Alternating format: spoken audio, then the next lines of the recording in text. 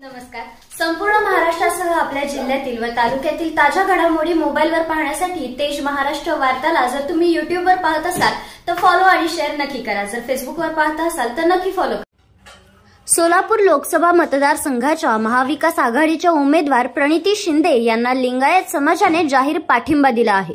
वीरशैव लिंगायत समाजाच्या प्रमुख मान्यवरांची बैठक शुक्रवारी सिद्धेश्वर कारखान्याचे मार्गदर्शक तथा सिद्धेश्वर मंदिराचे विश्वस्त धर्मराज काडादी यांनी आयोजित केली होती. या बैठकीत सोलापूर लोकसभेच्या महाविकास आघाडीच्या उमेदवार प्रणिती शिंदे यांना पाठिंबा घेण्याचा निर्णय घेण्यात आला.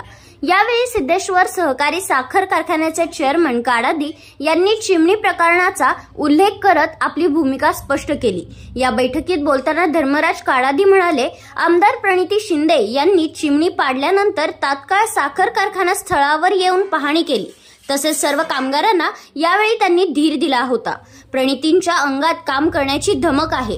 आपल्या सिद्धेश्वर कारखान्याचे दक्षिण सोलापूर, अक्कलकोट, उत्तर सोलापूर, मोहोळ अशा 5 तालुक्यांमध्ये सभासद आहेत. यावेळी मी स्वतः लक्ष घालून सर्व तालुक्यात फिरून सभासदांची एक बैठक घेणार आहे.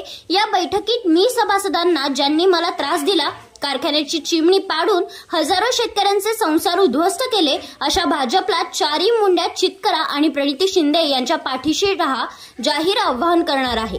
प्रणिती यांनी विधानसभा सभागृहात सुद्धा यावेळी सिद्धेश्वर कारखान्याच्या चिमणीचा विषय वेळोवेळी मांडला आणि सरकारच्या या निर्णयाविरोधात धारेवर धरले होते. सुशीलकुमार शिंदे यांनीही यात्रेवेळी रस्त्याच्या विषयी स्वतः मंत्रालयात येऊन मुख्यमंत्र्यांशी बैठक घेऊन हा विषय मार्गी लावला होता.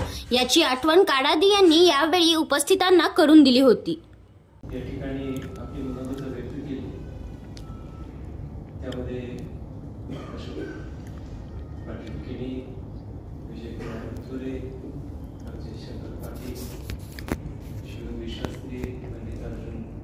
पाटील कुंभारीचे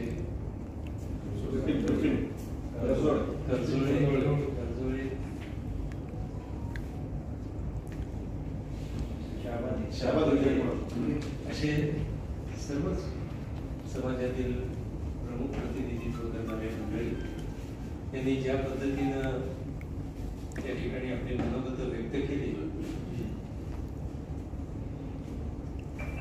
ती आपल्याला सर्वांना